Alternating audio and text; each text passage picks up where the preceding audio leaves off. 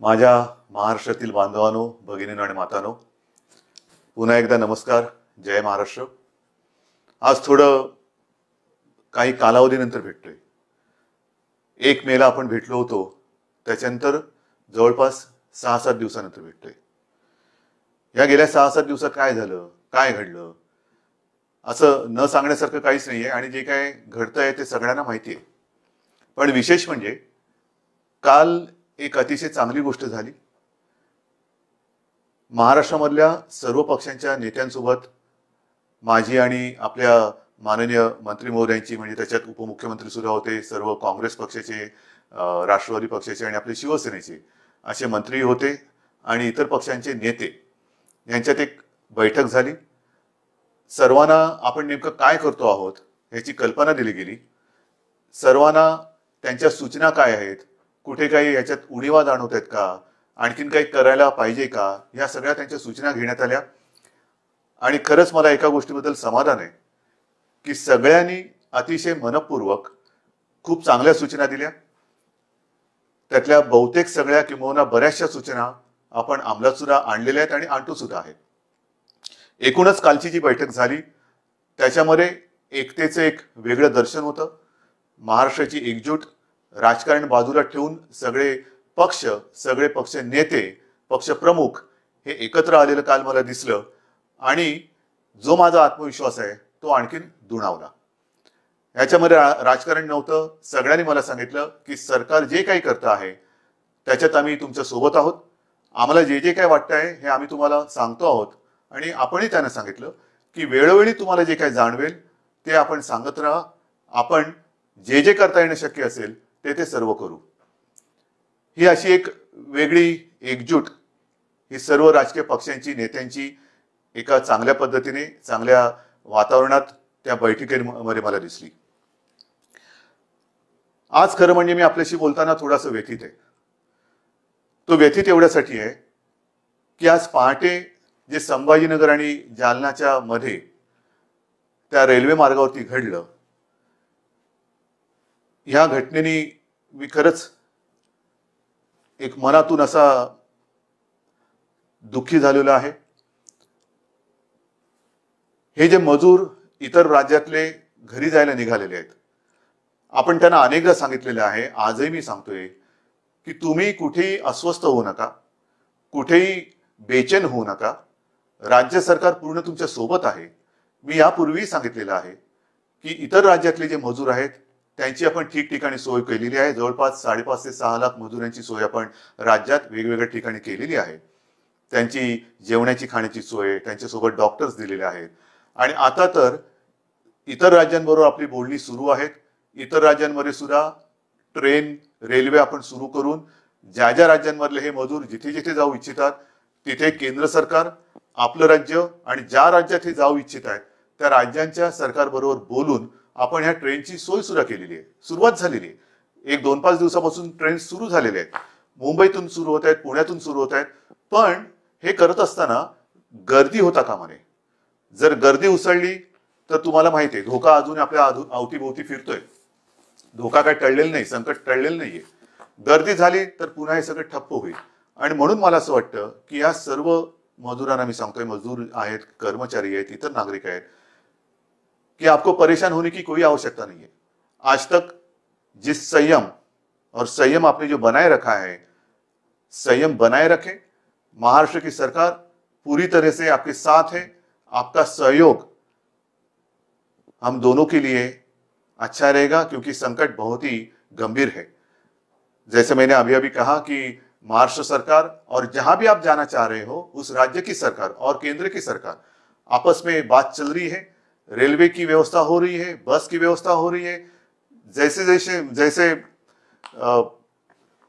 उपलब्धि बढ़ती जाएगी हम आपको बताते रहेंगे. पण हे करताना कुठेही अफवेला बळी पडू नका. कारण कोणतरी सांगते की इथून ट्रेन सुरू होणार, मग ही गर्दी तिकडे जाते. आता काल जे घडलं, आज पहाटे जे घडलं, अत्यंत दुर्दैवी. खरं म्हणजे संभाजीनगरवरून ट्रेन सुरू होत आहेत, ट्रेन सुरू झालेल्या आहेत. पण ही जी लोक होती ती रस्त्याने न जाता रेल्वे रुळावरून निघाली. कारण त्यांना भुसावळला जायचं होतं. आता खरं त्यांना कोणी सांगितलं भुसावळला जायला, कल्पना नाही. पण भुसावळला जाताना चालून चालून थकली आणि मध्ये करमाड नावाचं गाव आहे, तिथे त्या रेल्वे ट्रॅकवरती बसली. पहाटेचा सुमार होता, थकलेले होते, बसले तिथेच डोळा लागला आणि दुर्दैवाचा घाला आला. खरंच हे अत्यंत दुर्दैवी घटना आहे. मी मनातून अत्यंत दुःखी झालो या सगळ्या घटनेबाबत आणि पुन्हा पुन्हा सांगतो की कृपा करून जिथे आहात तिथेच थांबा. राज्याची यंत्रणा जी आहे ती आपल्या संपर्कात आहे. जसजशी आपली सोय होईल तसतसं आपण तुम्हाला घरी पाठवतो आहोत. तुम्हाला घरी पाठवल्याशिवाय आम्ही शांत बसणार नाही. पण शांती ठेवा, अस्वस्थ होऊ नका, कुठेही गडबड गोंधळ करू नका. अत्यंत शिस्तीत आणि संयमाने आपण हे काम करतो आहोत. कारण त्याही राज्याच्या काही सुरक्षेच्या दृष्टीने अटी आहेत, चेकिंग असेल, काही असेल, ह्या सगळ्या गोष्टी होत आहेत आणि ते करून आपण ही सगळी व्यवस्था करतो आहोत. दुसरी गोष्ट, गेले 2-3 दिवस मुंबईमध्ये एक अफवा आहे. अफवा काय? मुंबई लष्कराच्या ताब्यात देणार, मुंबई लष्कराच्या ताब्यात देणार, मुंबईमध्ये लष्कर येणार, मग लॉकडाऊन होणार, सगळी दुकानं बंद होणार. लष्कर कशाला पाहिजे? आणि आजपर्यंत मी जे काही केलेलं आहे तुम्हाला सांगून आणि तुम्हाला विश्वासात घेऊन केलेलं आहे आणि तसाच मी करणार आहे, तसंच करणार आहे. आपल्याकडे सुद्धा तुमच्या लक्षात असेल की लॉकडाऊन करताना टप्प्याटप्प्याने आपण करत गेलो. पहिल्या काही गोष्टी बंद केल्या, नंतर काही गोष्टी बंद केल्या, त्याच्यानंतर काही केल्या, असं करत करतच आपण पुढे गेलो. त्याच्यामुळे लष्कराची काहीच गरज नाहीये. आणि मी तुम्हाला पहिल्या माझ्या भेटीतच सांगितलेलं आहे की ही जी लढाई आहे ह्याच्यामध्ये जवान आपण सगळेजण आहात. ते जे जवान आहेत ते सरहद्द सांभाळतायत, पण हे जे युद्ध आहे हे आपल्याला लढायचं आहे आणि तसं तुम्ही ते लढतात. संयमाच्या आणि जिद्दीच्या जोरावरती लढतात. लष्कराची आवश्यकता नाहीये, लष्कर मुंबईत येणार नाही. पण जी एक आपण काळजी घेतोय, या सगळ्या गोष्टी मला तुम्हाला पुन्हा पुन्हा मी मुद्दामून सांगतोय कारण आपल्या मनात कुठेही गोंधळ गडबड होता कामा नये, गैरसमज तर अजिबात होता कामा नये. मी पहिल्या दिवसापासून सांगतोय की हे संकट गंभीर असलं तरी सरकार खंबीर आहे. मग खंबीरता म्हणजे काय? काही दिवसापूर्वी पाहिलं असेल, मी स्वतः या बांद्रा कुर्ला कॉम्प्लेक्सच्या मैदानात गेलो होतो जिथे मोठं आपण कोविड केअर सेंटर उभारतोय, प्रथमोपचार केंद्र. तसंच रेसकोर्सला उभारतोय, तिथे वरळी डोम मध्ये केलेलं आहे, गोरेगावचे एक्झिबिशन ग्राउंड मध्ये केलेले आहे. कदाचित बांद्रा कुर्ला कॉम्प्लेक्स मध्ये आपण ते आणखी दुप्पट करू, आणखीन काही ठिकाणी वाढू. काय हे सगळं करतोय की हे संकट रोखताना समजा आपल्याला काही लोकांची सोय त्याच्यात करण्याची आवश्यकता वाटली, प्राथमिक केंद्रामध्ये म्हणजे कोणाला ऑक्सिजन देण्याची गरज लागली, समजा आता जे आपल्याकडे केसेस येत आहेत 80% एसिम्प्टोमॅटिक आहेत पण पॉझिटिव्ह आहेत, मग त्यांना ठेवायचं कुठे? तर त्याच्यासाठी ह्या आपण सोयी वाढवतो आहोत. पण हे वाढवताना पुढचा पावसाळा सुद्धा लक्षात घेतला पाहिजे. समजा पाऊस पडला, मुंबईचा पाऊस तुम्हाला माहिती आहे, त्रेधा तिरपीट उडवतो, मग त्यावेळेला काय करणार? हॉस्पिटल्स कमी पडता कामा नये. म्हणून मी स्वतः केंद्र सरकारला विनंती केली आणि ती मान्य सुद्धा झाली की जिथे जिथे राज्यामध्ये आपल्या केंद्र सरकारच्या ज्या काही यंत्रणा आहेत, मग रेल्वे आहे, बीपीटी आहे, अगदी मिलिटरी सुद्धा आहे, त्यांची हॉस्पिटल्स आणि डॉक्टर्स हे जर का आम्हाला आवश्यकता लागली तर वापरण्याची आम्हाला परवानगी द्या. हे करणं काही गैर नाहीये, कारण पुढचा धोका आपल्याला उद्भवू नये, उद्भवणार नाही. पण जर का आवश्यकता लागली तर त्या हॉस्पिटलची आणि डॉक्टर्सची व्यवस्था ही त्यांना आधी सांगून ठेवलेली बरी की जेणेकरून नंतर धावपळ नको. आणि त्याच पद्धतीने आणखीन एक माझ्या मनात विचार आहे, कारण आता सगळ्या यंत्रणा आपल्या प्रचंड तणावाखाली काम करतायत. डॉक्टर्स आहेत, नर्सेस आहेत, आपले सफाई कामगार आहेत, आपली महसूल यंत्रणा आहे, पोलीस तर आहेतच. पोलीस तर पाऱ्यावरती राहून राहून राहून तणावाखाली थकून जात आहेत, काही आजारी पडत आहेत, काही पोलीस तर बिचारे मृत्युमुखी पडले, आपल्यासाठी लढताना मृत्युमुखी पडले, आपल्यासाठी लढताना ते आजारी पडतायत. तणावाखाली त्यांना विश्रांती घ्यायला एक क्षणभर सुद्धा मिळत नाहीये. त्यांना सुद्धा थकवा आहे. माणसं आहेत, ही डॉक्टर सुद्धा माणसं आहेत, पोलीस सुद्धा माणसं आहेत. आजारी पडल्यानंतरच बाजूला करणं हा क्रूरपणा ठरेल. त्यांना सुद्धा मध्ये मध्ये कुठेतरी एक विश्रांती देण्याची गरज आहे आणि त्याच्यासाठी माझ्या मनात एक विचार आहे, तोही आता आपल्याला सांगतो, पण याचा लगेच चुकीचा अर्थ लावू नका. माझ्या मनात असा विचार आहे की केंद्र सरकारला मला सांगायचंय की जर का अधिकचं मनुष्यबळ लागलं, या पोलिसांना आम्हाला थोडी विश्रांती देण्याची आवश्यकता लागली तर काही दिवस पोलिसांना टप्प्याटप्प्याने विश्रांती देऊन त्यांना पुन्हा आणायचं, यांना टप्प्याने विश्रांती द्यायची, पुन्हा आणायचं. समजा काही पोलीस आजारी पडलेत, त्यांना निदान बरे होण्याची तरी वेळ दिली पाहिजे, बरं झाल्यानंतर त्यांच्यातला थकवा तर गेला पाहिजे. तर तोपर्यंत जर अधिकचं मनुष्यबळ लागलं तर ते केंद्र सरकारकडे आपण कदाचित मागणी करू. मग ते मागितल्यानंतर लोक म्हणजे काही जण काय म्हणतील, बघा यांनी लष्कर बोलवलं. लष्कर नाही, पोलिसांच्या बद्दल जर का त्यांचा थकवा किंवा त्यांना विश्रांती देण्यासाठी मनुष्यबळ लागलं तर त्याची आपण मागणी करणार आहोत. म्हणून सगळ्या बाजूनी आपण तयारी करतो आहोत. हॉस्पिटलची सोय करतोय, डॉक्टर्सची सोय करतो आहोत, पोलीस लागले तर त्यांची सोय करतो आहोत.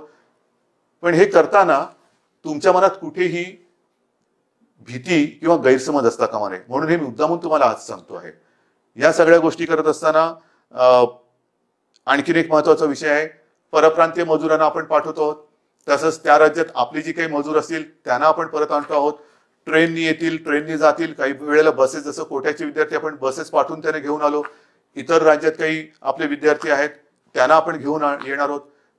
काही ठिकाणी तर राज्यांतर्गत विद्यार्थी कुठे कुठे अडकलेले आहेत. राज्यांतर्गत वाहतुकीचं काय, तुम्ही बाहेरच्या लोकांना पाठवताय, बाहेरच्या लोकांना आणतात, मग राज्यातल्या राज्यात आमचं काय, या सगळ्या गोष्टी आपण करणार आहोत. पण ह्या करताना सुद्धा मोजून मापून आपल्याला करावे लागणार आहेत. मोजून मापून. आपण गेल्या वेळेलाच मी सांगितलं होतं की आपल्या राज्यात रेड झोन, ऑरेंज झोन आणि ग्रीन झोन असे 3 झोन केलेले आहेत. त्याच्यात ग्रीन झोन मध्ये आपण जरा शिथिलता जास्त दिलेली आहे, ऑरेंज झोन मध्ये त्या प्रमाणात शिथिलता दिलेली नाही, आणि रेड झोन मध्ये त्यातल्या त्यात कंटेनमेंट झोन एरियामध्ये तर बिलकुल आपण शिथिलता आणत नाही आहोत, अजिबात नाही. कारण कंटेनमेंट झोन, रेड झोन इथे अजूनही आपल्याला या केसेस सापडत आहेत. विशेषतः मुंबईत आहेत, संभाजीनगर आहे, पुणा आहे, मालेगाव आहे, नागपूरमध्ये काही विभागात आहेत, अशा काही ठिकाणी आहेत. इकडे ये जा करता येणार नाहीये. कारण ही ये जा जर का आपण सुरू केली मग इतके दिवस हे बंद ठेवून उपयोग करायचा. हा लॉकडाऊन सगळा फुकटच आहे. लॉकडाऊन म्हणजे मी मागेच बोललो होतो की गतिरोधक आहे. गतिरोधक. आजपर्यंत आपण याची गती रोखण्यामध्ये यश जरूर मिळवलेलं आहे, पण अजूनही चेन तोडण्यामध्ये आपल्याला यश नाही मिळालेलं. त्यांची जी साखळी आहे, त्या विषाणूची साखळी तोडण्यात अजून आपल्याला यश नाही मिळालेलं. ते आता तोडायचंच आहे. ते तोडल्याशिवाय आता राहायचंच नाही. कारण नाहीतर किती दिवस चालू राहणार. लॉकडाऊनचं काय होणार, 17 तारखेपर्यंत लॉकडाऊन आहे, पुढे काय होणार, किती दिवस आपण वाढवत राहणार. म्हणून आपला आता हा प्रयत्न असा असला पाहिजे की एकदाच काय ते आपण कडक ही सगळी बंधनं पाडूया आणि या विषाणूचा संसर्ग, ह्याचा जो काय प्रसार आहे तो कायमचा संपवूया. त्याच्यासाठी आता आपल्याला तयारी करायची. आणि हे करत असताना आता परदेशातून जी आपली लोक आहेत ती यायला सुरुवात होतील. काही ठिकाणी इतर देशात सुद्धा आपली लोक अडकलेली आहेत, काही विद्यार्थी अडकलेले आहेत. ते विमानाने त्यांची ये जा सुरू होईल, त्यांना पुन्हा क्वारंटाईन करावं लागेल. ह्या थोडंसं हे जेवढी आपण शिथिलता आणू तेवढी आपली जबाबदारी पण वाढते आहे. ती जबाबदारी पूर्ण ताकदीने आपल्याला पेलावी लागणार आहे. आणि म्हणून आपल्याला जी मी विनंती करतो आहे की आपलं जे सहकार्य आजपर्यंत तुम्ही दिलेलं आहात तेच यापुढे सुद्धा काही दिवसासाठी हे आपल्या सरकारला तुमच्यासाठी लागणार आहे. मग कोणीतरी मध्ये सांगतं की मुंबईमध्ये टेस्ट कमी करणार का, अजिबात नाहीये. आजपर्यंत मी इतर राज्यांची तुलना नाही करत, पण गेल्याही वेळेला आकडा सांगितलेला तुम्हाला, 1.5-2 लाखाच्या आसपास महाराष्ट्राने टेस्ट केलेले आहेत. एकट्या मुंबईने लाखाच्या वरती टेस्ट केलेले आहेत. टेस्ट कुठेही कमी नाही होणार, अजिबात नाही होणार. जिथे जिथे आवश्यकता आहे तिथे टेस्ट ह्या चालू राहतीलच. मुंबईमध्ये मुंबई महापालिका, खासगी जे रुग्णालय आहेत, ते डॉक्टर्स आहेत, फक्त त्याच्यामध्ये एक सुसंगती पाहिजे, एक वाक्यता पाहिजे. कोणी उठला आणि टेस्ट करून आला तसं नाहीये. मी तर तुम्हाला पुन्हा एकदा विनंती करतो आहे, कारण जो काही मृत्यूदर आहे त्या मृत्यूदरामध्ये आपण बघितलं काही केसेस अशा आहेत की शेवटच्या टप्प्यात आपल्याकडे येत आहेत. शेवटच्या टप्प्यात म्हणजे सगळं काही उपचाराच्या पलीकडे गेलेलं असतं तेव्हा ते येतं आणि तिथे आपण काहीच करू शकत नाही. काही वेळेला तर असं होतं की एखादा रुग्ण आला तर त्याचा रिपोर्ट, टेस्टचा रिपोर्ट येण्याच्या आधी त्याचा मृत्यू होतो. आणि म्हणून मी वारंवार सांगतोय की जर कोणाला सर्दी, खोकला, ताप यासारखी लक्षणं आढळली तर तुम्ही न घाबरता, न डगमगता आपली फिअर क्लिनिक्स आहेत, आपले डॉक्टर्स आहेत, त्यांच्याकडे या, स्वतःहून या. आपण त्या घरोघरी जाऊन चेकिंग तर करतोच आहोत, विचारपूस करतो आहोत, पण जर ज्यांना कोणाला ही अशी लक्षणं आढळली आणि ते स्वतःहून पुढे आले तर पुढचा जो काही उपचार आहे तो करणं हे सुलभ होईल. एक लक्षात घ्या, आजपर्यंत साधारणतः 18,000 पॉझिटिव्ह केसेस आपल्या महाराष्ट्रात आहेत. 18,000 आकडा मोठा आहे, पण जवळपास 3,2500 रुग्ण हे पूर्ण बरे होऊन घरी पण गेलेले आहेत. दुर्दैवाने काही मृत्यू झालेले आहेत, पण 3,2500 हाही आकडा बरंच काही सांगून जातो. आणि हा आकडा ज्यांना लक्षणं होती ती लक्षणं पूर्ण बरी होऊन, आणि काही जणांना लक्षणं नव्हती पण क्वारंटाईन मध्ये होते, त्यांचा तो काळ पूर्ण करून पुढची चाचणी निगेटिव्ह आल्यानंतर ते घरी गेलेले आहेत. हा रोजचा आकडा वाढत चाललेलाच आहे. घरी जाणारे, जसं रुग्णांची संख्या पॉझिटिव्हचा एक आकडा येतोय तसंच घरी जाणारे सुद्धा जात आहेत. त्यांचा तो क्वारंटाईनचा काळ, आयसोलेशनचा काळ, उपचाराचा कालावधी पूर्ण करून ते घरी सुद्धा जात आहेत. आज आणखीन एक माहिती मला मिळाली, जरा वेगळी माहिती. हा निसर्गाचा चमत्कार आहे. आपल्या इथे ह्या जेव्हापासून लॉकडाऊन वगैरे झाला त्यावेळेपासून काही ज्या महिला होत्या त्यांची प्रसूती झाली, त्याच्यापैकी काही ह्या कोविड पॉझिटिव्ह होत्या, कोविड पॉझिटिव्ह आहेत, पण त्यांची बाळं जी आहेत त्यांना कोविडची बाधा झालेली नाही. हा एक चमत्कार आहे. म्हणजे आईला कोविड पॉझिटिव्ह आहे पण बाळ हे निगेटिव्ह आहे, त्याला कोविड झालेलं नाहीये, बाळ सुखरूप आहे. असाही चमत्कार आहे. आणि त्याच्यानंतर ते बाळ त्या आईसोबतच आहे. हा एक निसर्गाचा चमत्कार आहे. ह्या काही गोष्टी घडतायत. तर अशाही गोष्टी आहेत. ह्याच्यामध्ये खबरदारी घेणं हा एक महत्वाचा भाग आहे. त्याच्यानंतर काही वेळेला काही घटना घडतात, जसं काल एक आपण बघितलं असेल की हॉस्पिटलमध्ये गलथानपणा नाही, अजिबात नाही चालणार, अजिबात चालणार नाही. मी माणुसकी समजू शकतो, माणुसकीचा धर्म समजू शकतो, पण त्याच्यामध्ये गलथानपणा अजिबात सहन केला जाणार नाही. जसं मी वारंवार सांगतो की पोलीस आणि डॉक्टर यांच्या रूपात देव आपल्यासोबत आहे. त्यांच्याशी कोणी हुज्जत घालू नका, त्यांच्यावरती हल्ले होता कामा नये. हल्ले केले तर कडक कारवाई होईल. तसंच डॉक्टर्स आणि यांनाही सांगतोय की हॉस्पिटलमध्ये गलथानपणा होता कामा नये, अजिबात नाही. काही मदत लागली, सरकार सोबत आहे, महापालिका सोबत आहे, गलथानपणा करायचा नाही. म्हणजे सगळं चांगलं चालू असताना कारवाई करण्याची वेळ आमच्यावरती आणू नका, कारवाई करू नका. तिकडे गलथानपणा आणि दफ्तर दिरंगाईला अजिबात क्षमा केली जाणार नाही. कारण नाहीतर हे सगळं करतोय कोणासाठी आपण? मी परवा जे काही गेलो होतो बांद्रा कुर्ला कॉम्प्लेक्स रेसकोर्स मध्ये आपण करतोय, सगळं करतोय. तिकडे 100 रुग्णशय्या आपल्या 1000च्या आसपास रुग्णशय्या या बांद्रा कुर्ला कॉम्प्लेक्सला करतोय. त्याची क्षमता मी आता दुप्पट करायला सांगतोय. काय आपल्याला फर्निचरचं दुकान नाही काढायचं की बघा किती बेड्स आहेत आमच्याकडे उपलब्ध आहे, कोणी आणि झोपून जा. नाही, त्याच्या मागे एक गांभीर्य आहे. ही आवश्यकता लागू नये ही माझी प्रार्थना आहे. पण ही सोय सुविधा वाढत असताना आपल्याला डॉक्टरची सुद्धा आवश्यकता लागणार आहे, परिचारिकांची आवश्यकता लागणार आहे. कोविड योद्धा म्हणून मी आपल्याला आवाहन केलं होतं, त्याच्यात अनेक जणांनी प्रतिसाद दिलेला आहे. आज मी आयुषच्या डॉक्टरना सुद्धा विनंती करतो आहे, आवाहन करतोय की तुमची सुद्धा आम्हाला गरज आहे. होमिओपॅथी डॉक्टरची सुद्धा आवश्यकता आहे. आयुर्वेदचे डॉक्टर असतील, तुम्ही या. आपण सगळे मिळून एकजुटीने या संकटाचा सामना करूया. सगळे एकत्र आले, ठीक आहे ना. काही वेळेला गंभीर आजार असेल तिकडे ॲलोपॅथी चालेल. जर का आपल्याला प्रतिकारशक्ती वाढवायची असेल त्याच्यासाठी होमिओपॅथी किंवा आयुर्वेद चालत असेल, जरूर या. कदाचित हे सगळे आपले आयुषचे डॉक्टर्स आणि या सगळ्या डॉक्टरशी फिवर क्लिनिकमध्ये मदत होणार असेल, सर्दी खोकला ताप आहे की नाही बघण्यासाठी, तेवढंच आपल्याला हॉस्पिटलमध्ये काम करणाऱ्या डॉक्टरांवरचा ओझं ताण हा कमी करता येईल. म्हणून मला आपल्याला या सगळ्यांची आवश्यकता आहे. आणि त्याच्यासाठी मी आज आपले डॉक्टर लहाने साहेब त्यांना सुद्धा सांगितले की डॉक्टर साहेब अर्थात ते सुद्धा दिवस रात्र मेहनत करतातच आहेत, कोणी मेहनतीमध्ये मागे पडत नाहीये. त्यांनी सुद्धा आता पुढाकार घेतलेला आहे. डॉक्टर ओक आपल्या सोबत आहे, टास्क फोर्स आपल्या सोबत आहे, सगळे आपल्या सोबत आहेत. आणि हे करून आपण ही लढाई अधिक मजबूतीने आता लढत आहोत. म्हणून मला हात जोडून विनंती करायची की हा जो आता लॉकडाऊनचा टप्पा आहे हा सतत आता वाढवत जायचं की नाही जायचं, लॉकडाऊनचं काय करणार हे तुम्ही ठरवायचंय. जेवढं तुम्ही शिस्त पाळाल, जेवढं तुम्ही बंधनं कडक पद्धतीने पाळाल, तेवढं लवकर आपण या संकटातून बाहेर येऊ. कोणालाही आनंद नाहीये लॉकडाऊन वाढवण्यामध्ये. लॉकडाऊन वाढवणं म्हणजे पिंजऱ्यात बसल्यासारखं आहे, कोण वाढत बसल्यासारखं आहे. आता ते बसण्याची गरज आहे. आणि ती शिस्त अजूनही मला काही ठिकाणी बिघडलेली दिसते. मग मुंबई असेल, इतर शहरं असतील, ही शिस्त बिघडवणं म्हणजे आपण आपलं संकट लांबवणं आहे. जेवढं तुम्ही हे बंधन तोडायला बघाल तेवढं हे बंधन अधिक तुमच्या भोवती आपला फास आवडत जाईल.